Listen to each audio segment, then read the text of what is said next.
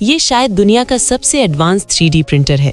1 minute से भी कम वक्त में ये एक बहुत ही शानदार amphibious rapid response tank print कर देता है, जो मुख्तलिफ एडवांस हथियारों से लैस है और उसकी टॉप स्पीड तकरीबन 75 मील फी घंटा है। लेकिन नाजरीन को सबसे ज्यादा हैरान करने वाली बात यह है कि टैंक के साथ साथ एक सुपर सोल्जर भी प्रिंट हो जाता है। एक डार्क नाइट जो सुर्ख रोशनी से चमक रहा है सबके सामने जाहिर हो जाता है।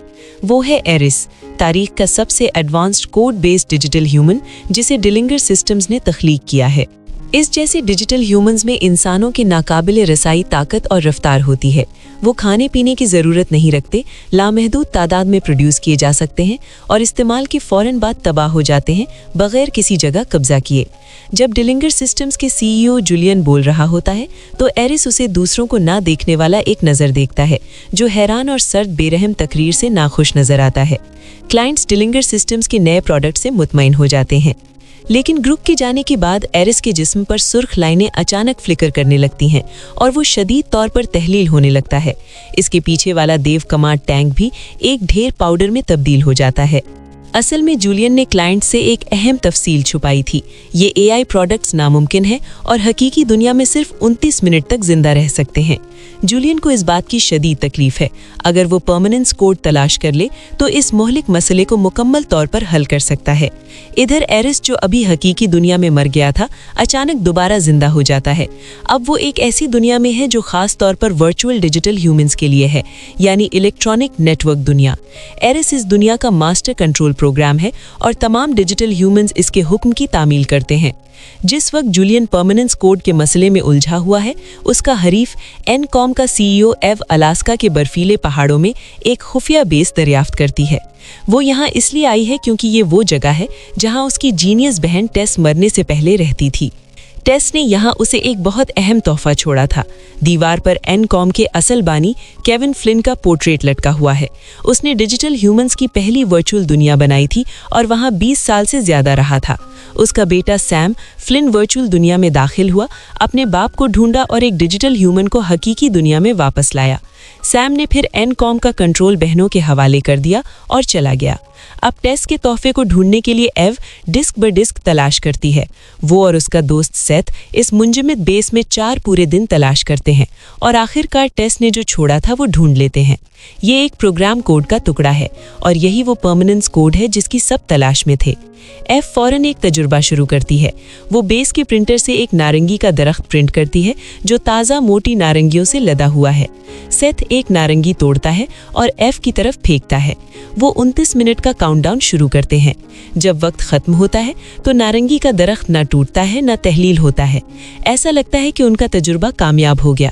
टेस ने वाकई एफ को परमानेंस कोड छोड़ा था। इसी लम्हे एफ का हरीफ जूलियन एनकॉम के सर्वर्स में हैक करता है, एफ का सारा डेटा चुराने की कोशिश करता है ताकि परमानेंस कोड का कोई सुराग मिल सके। वो ये मुश्किल काम एरिस को वर्चुअल ग्रिड दुनिया में सौंपता है। एरिस एक स्क्वाड की क़यादत करता है ताकि एनकॉम की वर्चुअल सिटी में घुस जाए, दीवार में बड़ा सुराख करके अपनी टीम के साथ अंदर दाखिल हो जाए। स्क्वाड जल्दी से गार्ड्स को खत्म करके डेटाबेस तक पहुंच जाता है। एरिस अपने आदमियों को बाहर खड़े रहने का हुक्म देता है जबकि वो अकेली बड़े एनकॉम डेटाबेस में दाखिल होता है। उस वक्त एनकॉम का ड्यूटी पर मौजूद स्टाफ मेंबर इंट्रूजन अलर्ट देखता है और फौरन अपने उच्च अधिकारियों को इत्तला देता है। काउंटर इंट्रूजन टीम फौरन सिक्योरिटी प्रोटेक्शन प्रोग्राम एक्टिवेट करती है। इधर एरिस, जो एव के बारे में बहुत सारी मालूमात ब्राउज कर लेता है, वो देखता है कि इस औरत का फिलॉसफी उसकी मास्टर जूलियन से बिल्कुल मुख्तलिफ है। इसकी क़यादत में एनकॉम AI टेक्नोलॉजी को मिलिट्री प्रोडक्ट्स के लिए नहीं बल्कि मेडिकल, हेल्थ और ह्यूमन एजुकेशन मकासद के लिए इस्तेमाल करता है। वो इस औरत में नेकी का एक पहलू महसूस करता है। डेटा हासिल करने के बाद एरिस जल्दी से स्क्वाड को वापस ले जाता है, लेकिन मुखालिफ ने पहले ही डिफेंस प्रोग्राम एक्टिवेट कर दिया है और बड़ी तादाद में डिजिटल सोल्जर्स उन पर हमलावर होते हैं। डिजिटल ह्यूमंस के दरमियान शदीद लड़ाई नागुज़ीर है। एक तरफ रेड लाइट स्टाफ यूज कर रही है तो दूसरी तरफ ब्लू लाइट डिस्क्स फेंक रही है। एनकॉम के डिजिटल ह्यूमंस एरिस की टीम के सामने बिल्कुल मुकाबला नहीं कर सकते। टीम ज्यादातर दुश्मनों को शिकस्त देकर शहर की दीवार के किनारे तक पहुंच जाती है। कई मेंबर्स एयरक्राफ्ट समन करते हैं और तेजी से उड़ जाते हैं, लेकिन एरिस देखता है कि एक टीममेट मुखालिफों से घिरा हुआ है, पीछे रह गया है और एक टांग कट गई है। एरिस की लेफ्टिनेंट अथीना चीख कर कहती है कि टीममेट को छोड़ दे, लेकिन एरिस अपना सिग्नेचर हथियार फेंकता है। वो वापस भागता है और अपने साथी को बचाता है। अचानक जूलियन एरिस के इस अमल को गैर जरूरी और वक्त का ज़िया समझता है और जबरदस्ती पर्च बटन दबा देता है। आसमान से रेड लाइट की एक भारी बीम गिरती है और फौरन तमाम डिजिटल ह्यूमंस को तबाह कर देती है। इससे एनकॉम का सर्वर भी पूरी तरह से क्रैश हो जाता है। एरिस दोबारा रिस्पॉन होता है और अपने मेन सिटी में वापस आ जाता है। मशीन कंप्लीट करने के बाद वो देखता है कि उसका जख्मी साथी रिस्पॉन नहीं हुआ, तो वो अपने मास्टर जूलियन से इस बारे में पूछता है। एरिस को जवाब मिलता है और जूलियन के टास्क्स जारी रखता है, लेकिन उसका दिल बदलने लगता है। एरिस जल्दी से एव की सारी मालूमात ब्राउज कर लेता है। वो एव और टेस की कहानी देखता है और टेस के मुड़ने पर एव को शदीद रोते देखता है। उसके दिल में लहरें उठती हैं। वो आहिस्ता आहिस्ता इंसानी जज्बात समझने लगता है। आखिरकार वो दोबारा फोकस करता है।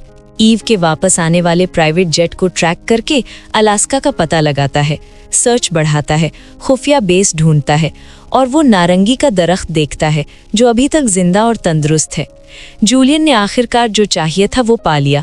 उधर ईव अपने प्राइवेट जेट पर वापस आते हुए अपने साथी अजय से मैसेज मिलता है कि उनकी कंपनी के सर्वर्स पर जूलियन से इंट्रूजन अटैक हुआ है। हरीफ यकीनन परमानेंस कोड के लिए आ रहा है। ऐसा लगता है कि अब उनकी अवलीन तरजीह परमानेंस कोड की हिफाजत है।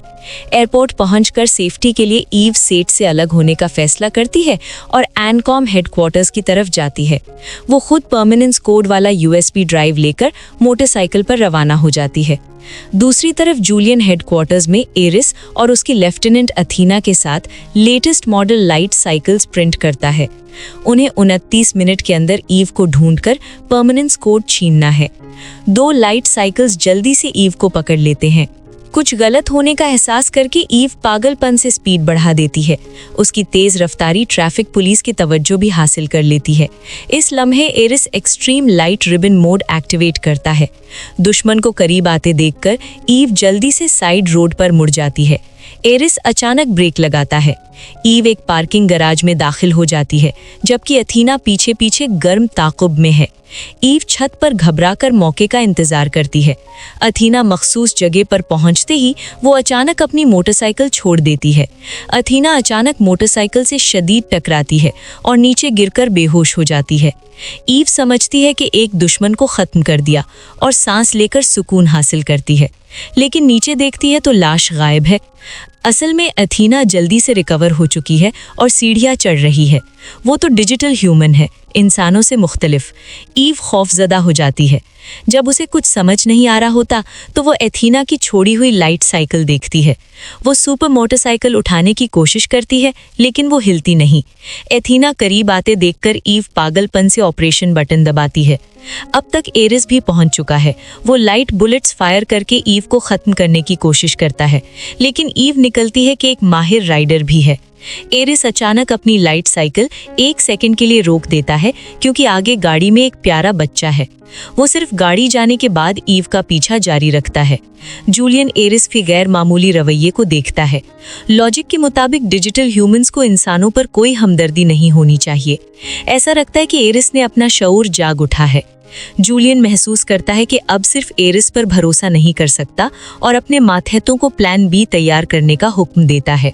उधर ईव लाइट साइकिल पर रैंडम बटन दबाती है और लाइट रिबन भी शूट कर देती है। दोनों लाइट साइकिल्स शहर में ताकुब में मसरूफ हो जाते हैं।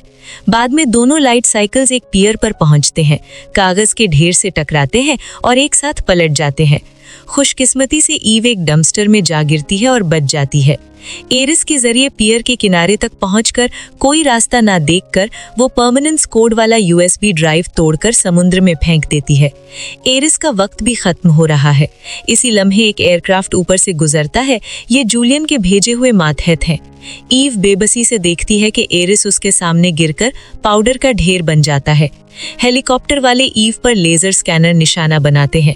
ये जूलियन का प्लान बी है, ईव को डिजिटल ह्यूमन के तौर पर स्कैन करके वर्चुअल नेटवर्क दुनिया में खींच लेना। एक मुकम्मल डिजिटलाइज्ड ईव एरिस की दुनिया में जाहिर हो जाती है। एरिस खुद परमानेंस कोड वाला यूएसबी ड्राइव इंस्टॉल करता है और ईव को मुकम्मल एक्टिवेट करता है। ईव ने कभी सोचा भी नहीं था कि वो इस जगह पहुंच जाएगी। जूलियन ने उसे यहाँ इसलिए ट्रांसपोर्ट किया है क्योंकि परमानेंस कोड उसके मेमोरी में महफूज है, तो बस उसके जिस्म से कोड निकाल लेना है। लेकिन एक मुहलिक मसला है। परमानेंस कोड निकालने के बाद ईव का डिजिटल जिस्म मुकम्मल तौर पर तहलील हो जाएगा। वो इस दुनिया से हमेशा के लिए गायब हो जाएगी और हकीकी दुनिया में भी वजूद खत्म हो जाएगा। जिस वक्त एथीना कोड एक्सट्रैक्शन फौरन करना चाहती है, एरिस अचानक उसे रोक देता है। वो जूलियन की कंफर्मेशन का इंतजार करने पर जोर देता है। अचानक जूलियन, जो खुद इंसान है, ईव की परमानेंट मौत का इल्म होने के बावजूद फौरन कोड एक्सट्रैक्शन करने का फैसला करता है।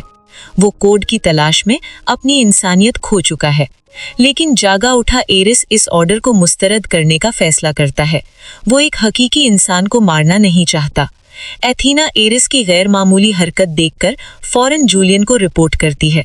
जूलियन ने तवक्को नहीं की थी कि उसका बनाया हुआ सुपर प्रोग्राम उसे धोखा देगा, तो वो एथीना को स्टोरेज एरिया तक की एक्सेस देता है और हुक्म देता है कि ईव से कोड निकालकर दोनों को खत्म कर दे। एथीना सिपाहियों के साथ आती है। सिपाही लाइट स्टाफ लेकर उसकी तरफ बढ़ते देखकर एरिस ईव का हाथ पकड़ता है और अपना ट्रायंगुलर डिस्क फेंक देता है। ईव ऊंचाई से डिजिटल दरिया में गिर जाती है। एरिस उसका हाथ पकड़ता है, समनिंग बेटॉन निकालता है और नया समन शुरू करता है। वो एक हाई स्पीड बोट समन करता है जो दरिया की सतह पर तेजी से दौड़ती है। एथीना उसे इतनी आसानी से भागने नहीं देती। वो फौरन कई लाइट ड्रोन्स ताकुब के लिए भेजती है। एरिस ईव के साथ पागलपन से ड्राइव करता है। आगे रोशनी की बीम डेटा ट्रांसफर एग्जिट है, वर्चुअल दुनिया से निकलने का वाहिद रास्ता। एरिस ईव को यहाँ से निकालेगा, लेकिन पहले उसे इसके साथ एक डील करनी है। इसी लम्हे ड्रोन्स करीब आकर एरिस की स्पीड बोट पर हमला शुरू कर देते हैं।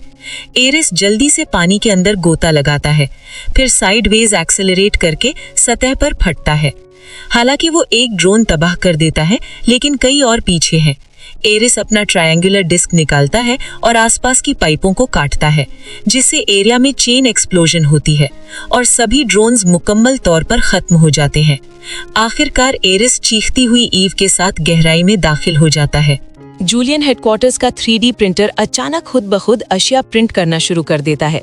जूलियन को समझ नहीं आ रहा कि क्या हो रहा है। वो फौरन जगह पर पहुंचता है। पता चलता है कि ये एरिस और ईव है जो वर्चुअल दुनिया से वापस आ गए हैं। ईव ने अपना इंसानी जिस्म वापस पा लिया है, जो जूलियन को हैरान कर देता है। उसने तवक्को न की थी कि उसका बनाया डिजिटल ह्यूमन उसे धोखा देगा और हरीफ कंपनी की शख्स की मदद करेगा। फौरन जूलियन एरिस के हकीकी इरादे का अंदाजा लगा लेता है। ये डिजिटल ह्यूमन परमानेंसेंस कोड खुद के लिए चाहता है। वो हकीकी इंसान बनना चाहता है, 29 मिनट की हद तोड़ना चाहता है और इस हकीकी दुनिया में बगैर किसी पाबंदी के रहना चाहता है। यही एरिस और ईव के दरमियान डील थी। एरिस के पास जूलियन की बकवास सुनने का वक्त नहीं है। उसके पास 29 मिनट बाकी हैं कि ईव को लेकर नई परमानेंसेंस कोड ढूंढे, वरना वो इस दुनिया से हमेशा के लिए गायब हो जाएगा और वो वर्चुअल दुनिया में भी वापस नहीं जा सकता। ये कहा जा सकता है कि अब एरिस के पास कोई वापसी का रास्ता नहीं है। ईव एरिस के साथ ड्राइव करके अपनी कंपनी की तरफ तेजी से जाती है। जूलियन उन्हें सिर्फ देखने नहीं देगा।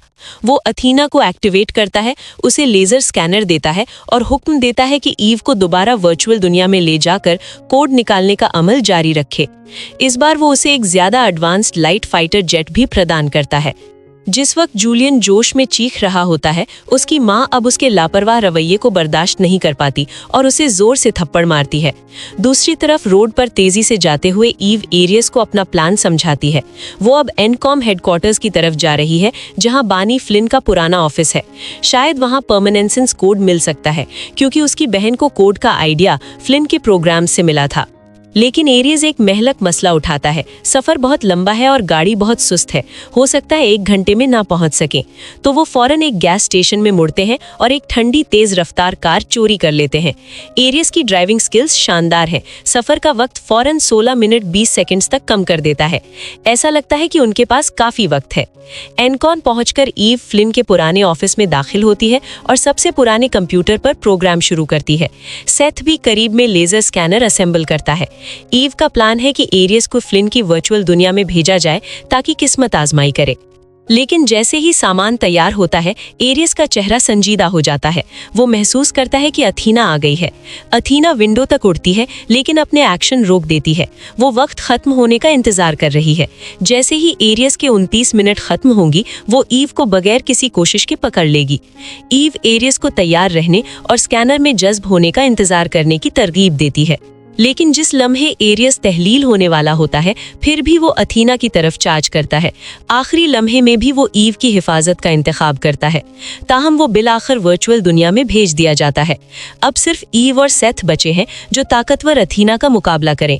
अथीना को जाते देखकर ईव समझती है कि उसने उन्हें जाने दिया, लेकिन अचानक अथीना शदीद तेजी से वापस भागती है। अथीना लेजर स्कैनर लेकर गंदे ऑफिस में दाखिल होती है और ईव को ढूंढती है। वो लेजर डिवाइस देखती है जिसने एरियस को ट्रांसपोर्ट किया था और एरियस की वापसी का मौका तबाह कर देती है।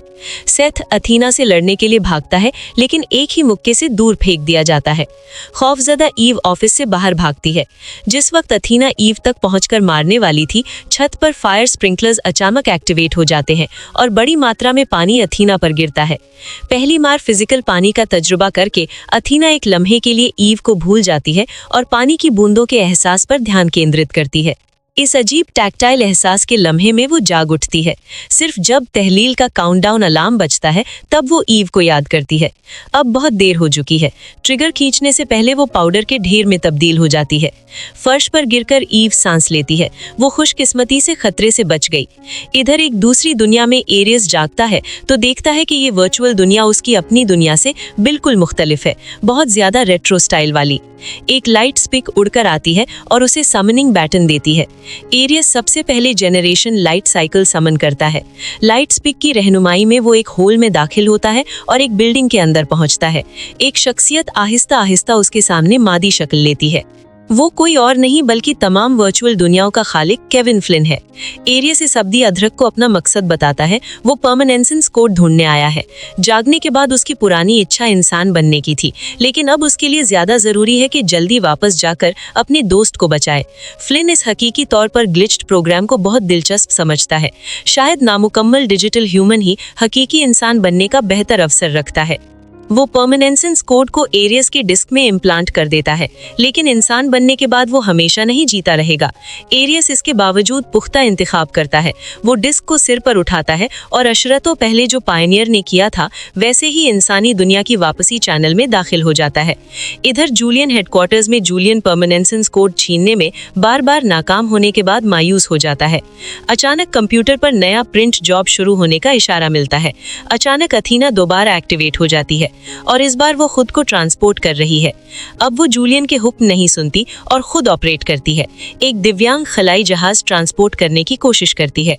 इसी लम्हे जूलियन की माँ आती है, समझती है कि उसका बेटा फिर पागल हो गया है और उसे रोकने की कोशिश करती है। लेकिन अचानक अथीना पीछे से अपना ट्रायंगुलर डिस्क निकालकर प्रिंटर का पॉज बटन दबाने वाली माँ को मार देती है। जूलियन अपनी आंखों के सामने होने वाली बात पर यकीन नहीं कर सकता। उसके सामने अथीना का सिर्फ एक ही मकसद है, परमानेंसेंस कोड पर कब्जा करना। लेकिन एरियस के बरक्स जो भी उसे रोकने की कोशिश करेगा, उसे बिना रहम के मार दिया जाएगा। दूसरी तरफ ईव अभी ऑफिस में है। वो तवक्को करती है कि जूलियन मजीद डिजिटल ह्यूमंस भेजेगा। वो सोचती है कि अथीना का छोड़ा हुआ लेजर स्कैनर यूज करके हरीफ कंपनी के सर्वर से कनेक्ट हो जाए। शायद नेटवर्क बंद करके डिजिटल ह्यूमंस को रिस्पॉन होने से रोका जा सके। लेकिन इस वक्त साथ ही बाहर विंडो से दूर आसमान में कुछ उड़ता देखते हैं। ईव जल्दी से डिक्रिप्शन का काम साथियों को हवाले करके बाहर भागती है कि क्या हो रहा है। जैसे ही वो नीचे पहुंचती है तो देखती है कि बिल्डिंग के पीछे से एक दिव्यांग चीज निकल रही है। तमाम पैदल चलने वाले आसमान की तरफ देखते हैं। पहली बार शहर के ऊपर इतना बड़ा फ्लाइंग क्राफ्ट देखते हैं। हबड़ू खौफ से बिखर जाता है। अथीना अपना टारगेट ईव देखती है। दूर से 2 फाइटर जेट्स आते हैं और दिव्यांग खलाई जहाज पर मिसाइल फायर करते हैं, लेकिन लाइट फाइटर्स उन्हें इंटरसेप्ट कर लेते हैं। लाइट फाइटर्स और कॉम्बैट जेट्स शदीद हवाई लड़ाई में मसरूफ हो जाते हैं। हालांकि कॉम्बैट जेट्स मुखालिफ के अजीब लड़ाई स्टाइल के मुताबिक ढल नहीं सकते। ईव को शहर में भागते देखकर अथीना लाखों लाइट मिसाइल फायर करती है। लाइट मिसाइल फौरन शहर में घुस जाते हैं, जल्दी से ईव को पकड़ते और उसे घेर लेते हैं। इसी लम्हे एक मिसाइल अचानक लाइट खलाई जहाज को लगता है। एक और फाइटर जेट आ गया है। अपने मुकाबले से मुकाबला न होने का एहसास करके पायलट अपना फाइटर जेट सीधे उसमें मार देता है। ये तरीका सफल होता है। लाइट खलाई जहाज का दायां विंग शदीद नुकसान पहुंचता है, आग पकड़ता है, जमीन की तरफ गिरना शुरू होता है और आखिरकार पूरी तरह तबाह हो जाता है। लेकिन अथीना रिजेनरेट होकर लाइट टैंक में निकलती है। महारानी की तरह वो ईव के सामने पहुंचती है। वो ईव को टैंक से बांधती है और हेडक्वार्टर्स की तरफ ड्राइव करती है। वो ईव को दोबारा वर्चुअल दुनिया में स्कैन करना चाहती है। लाइट टैंक बहुत ताकतवर है। सड़क ब्लॉक करने वाली कोई भी पुलिस कार इसे नहीं रोक सकती। तभी इसके रास्ते में एक शख्स आहिस्ता आहिस्ता चलता हुआ आता है। ये वापस आया हुआ एरियस है। एरियस पीछे से अपना डिस्क निकालता है। हैरानी की बात है कि उसका डिस्क अब नीली रोशनी खारिज कर रहा है।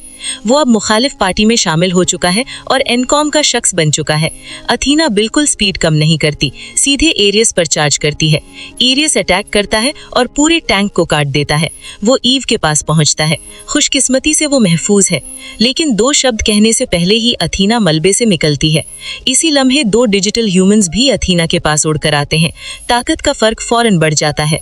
एरियस जल्दी से खड़ा होता है और ईव से कहता है कि वो चली जाए, वो अकेले उनका मुकाबला करेगा। एरियस उनके साथ शदीद लड़ाई करता है। इंसान बनने के बाद वो एक लम्हे के लिए भी सुस्त नहीं पड़ता। वो मुश्किल से 2 डिजिटल ह्यूमंस को शिकस्त देता है, फिर अथीना के लंच से दूर फेंक दिया जाता है। अथीना लाल लाइट स्टाफ उठाती है। जिस वक्त वो एरियस को आखिरी महलक ज़र्ब देने वाली थी, एरियस करीब पड़ा अपना नीला डिस्क देखता है।